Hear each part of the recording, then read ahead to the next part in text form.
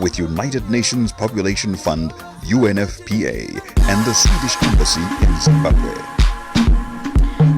The next 15 minutes brought to us by Say What, with support from the Embassy of Sweden in Zimbabwe and UNFPA. We are commemorating 16 days of activism against gender-based violence, courtesy of Say What, as I said, with support from the Embassy of Sweden in Zimbabwe and UNFPA.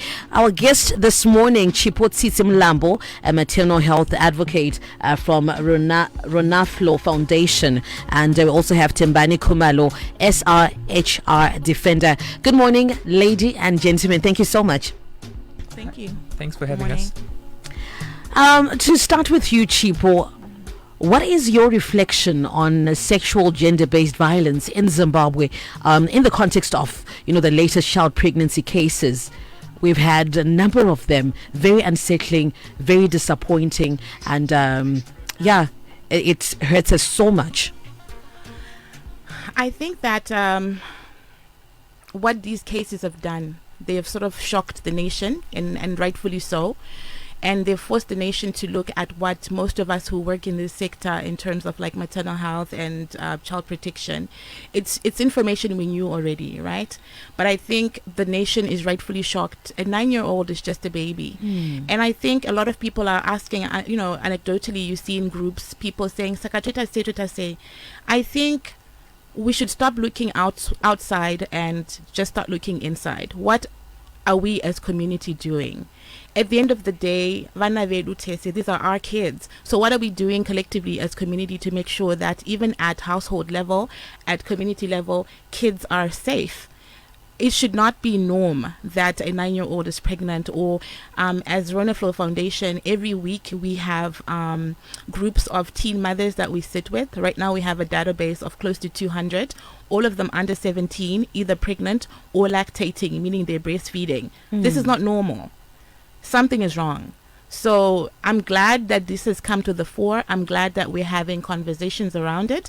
But okay, enough talk. What's next? What are we going to do collectively as a nation to make sure that this is not the norm for our country? Because after that first one, the 9-year-old, I think the following week we had another 9-year-old, right? Yes. So how can this continue? We now need to act.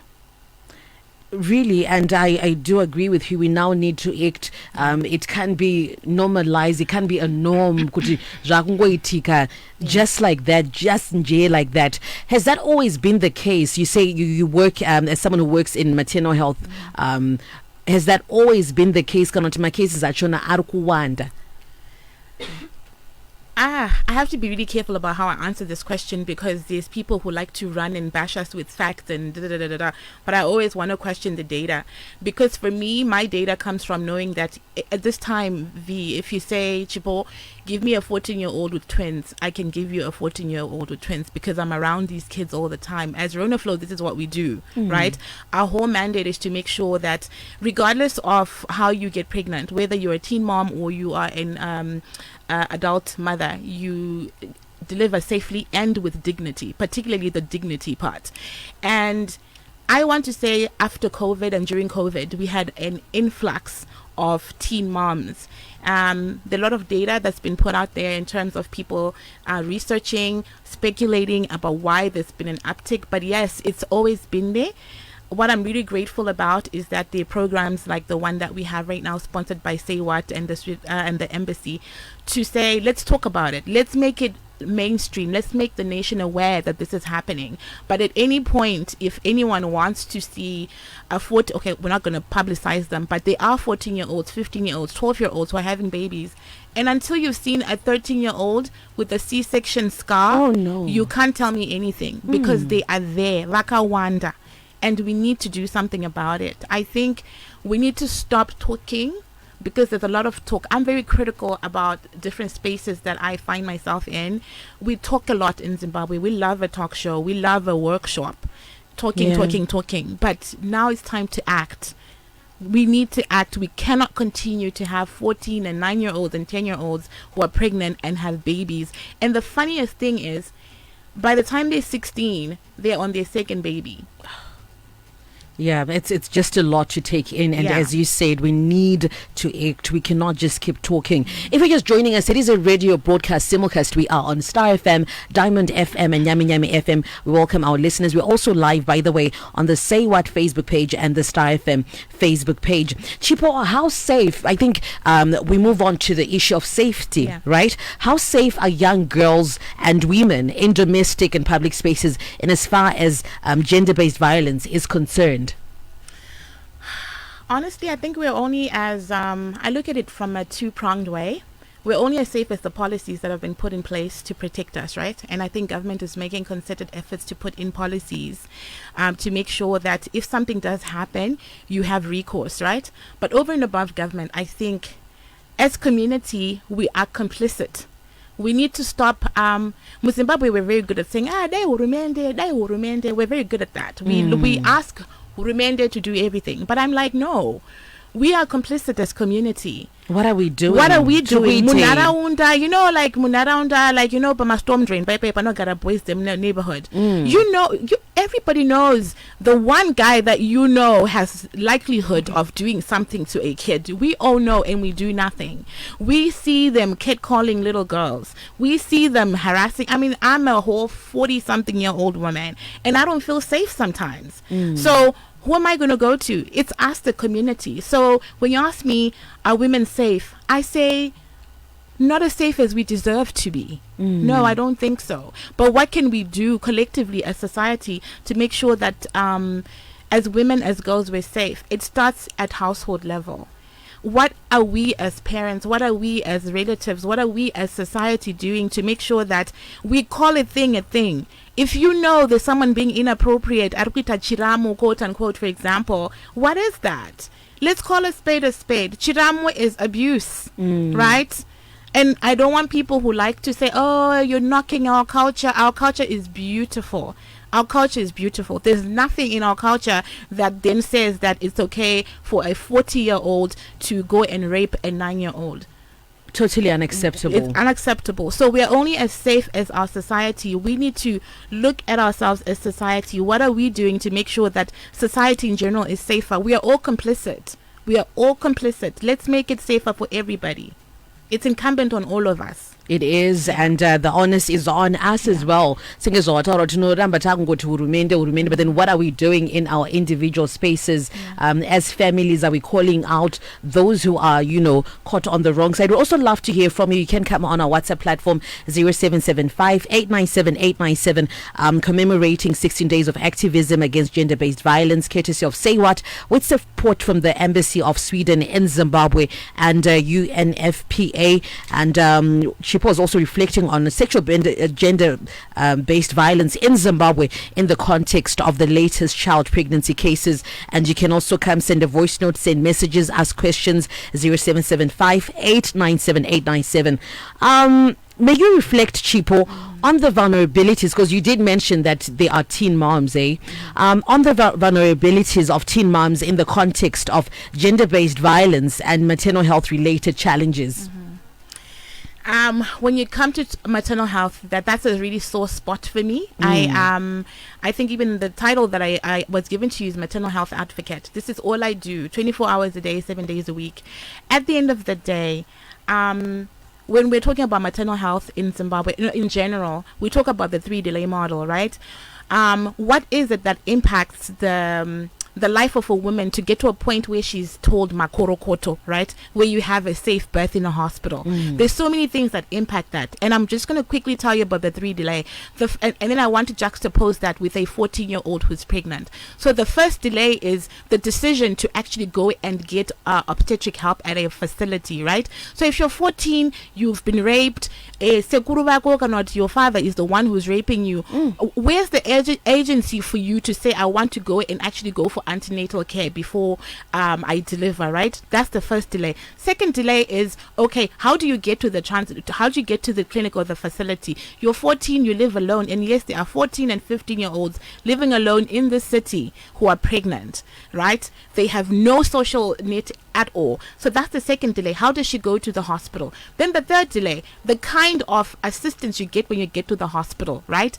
I think we've seen videos of little of women delivering at a clinic gate. We hear stories about them delivering on their own. So all these things are already bad for a grown woman. Now juxtapose that on a 14 and 15-year-old, and you think, who's coming to help this girl? So the state of our maternal health, I really want to talk to those who may be listening, who have the power to do something about it. I just think that we need more action around maternal health, particularly around these young girls. And quite frankly, I think we now need a national sex offender registration list. We want to know if you're a sex offender and you like raping little girls. Yes. I want to know where you are. You have no place being a teacher in my child's school. You've got no place being a pastor in my prayer study group. So I think in terms of action, because as Rona Flow, we're very action oriented, right? We're done with the talk shows. We want to make sure that even as this 14-year-old goes to the hospital, goes to the clinic, the people that get there, when she gets there, the nurses are friendly. The nurses know how to take care of a 14-year-old. Because there's this thing of, I don't like that narrative. A 9-year-old, really? You can't say what consent? Come on. Yeah. This is a victim. So let's stay away from, I don't know, like bashing the victims, right? Instead of the scarlet letter that these little girls have to have all their lives. First of all, the first scarlet letter is a very visible pregnancy, right? Which is why I don't understand the narrative of someone saying, I'm a mother and I didn't know that my baby was pregnant. But that's a different story. But if a 14-year-old is carrying around a big belly, we can see it, right? And after she delivers, we can see the baby on her back. So now we want the scarlet letter for these men who are raping these kids. We need a sex offenders list in this country. And I totally agree. We're running out of time. Let me invite Timbani Kumalo, SRH, our defender.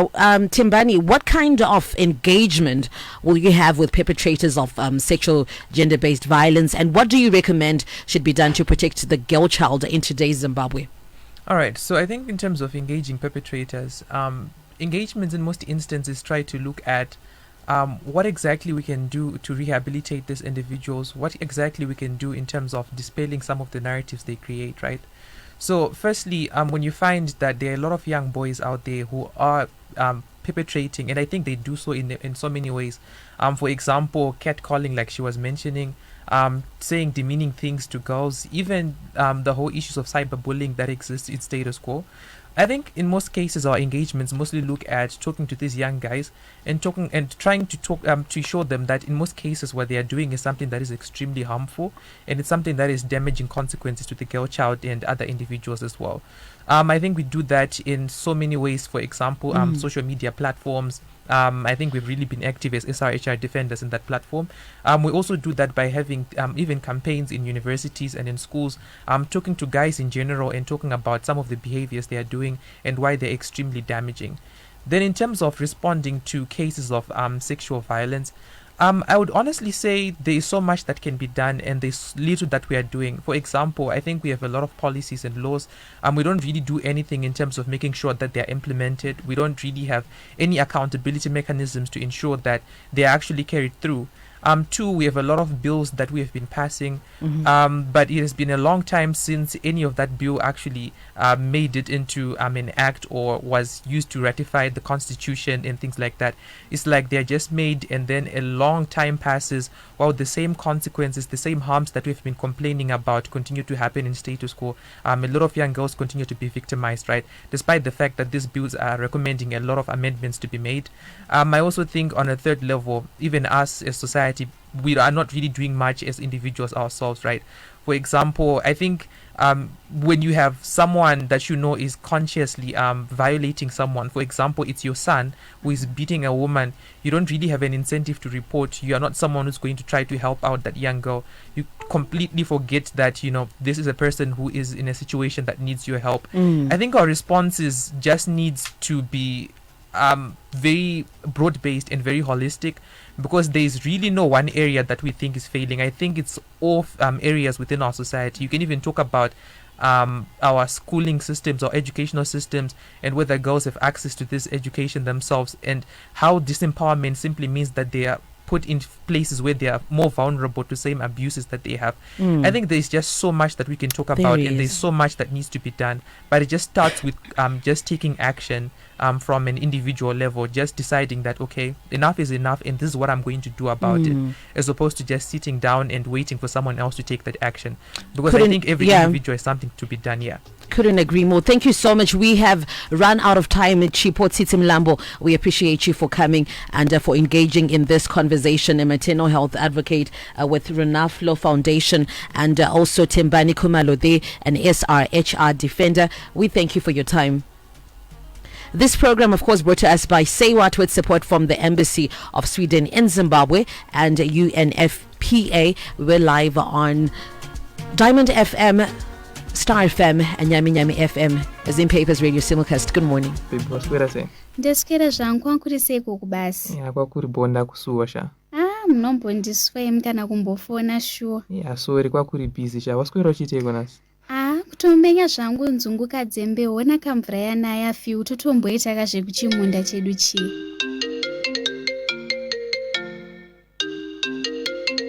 Ko baby dairo ukafona? Aina basa ifyo.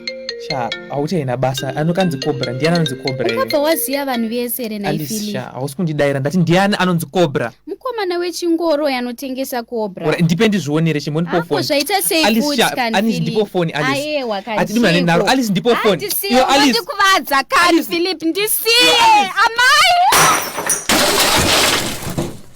Stop gender-based violence. Stop fighting with your partner. Dzidzai kutaurirana. Fundani ukukhulumisana. Musarovana. Lingachayani. Musakuvadzana. Lingalimazani. Call us today on 577 for help.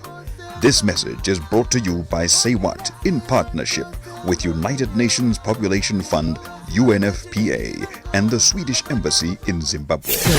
Thursday morning. Star FM.